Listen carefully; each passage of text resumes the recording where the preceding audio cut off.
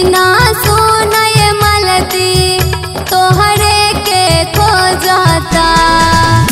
एक क्षण ना रहत बाटे हरदम रोवता।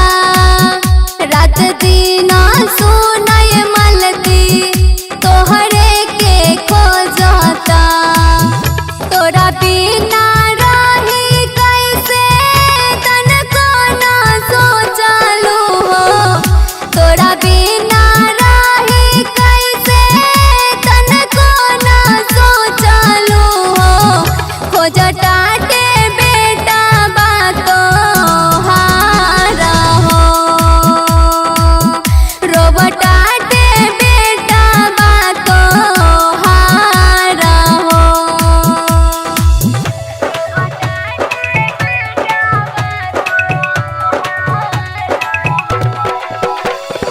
Tania recording studio नौला Begusarai.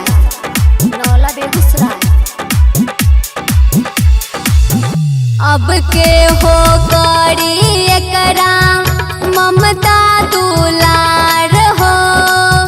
दुनिया में बढ़ के होला माई के प्यार हो। अब के हो करी एकरा ममता दुलार हो। दुनिया में बढ़ के होला माई के प्यार हो। राइटर अनसु किरण के बादा तोड़लू हो। राइटर अनसु किरण के बादा तोड़लू हो। खोजटाटे बेटा बातो हारा हो।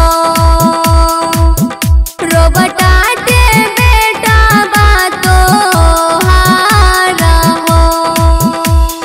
Tania recording studio नौला Begusarai.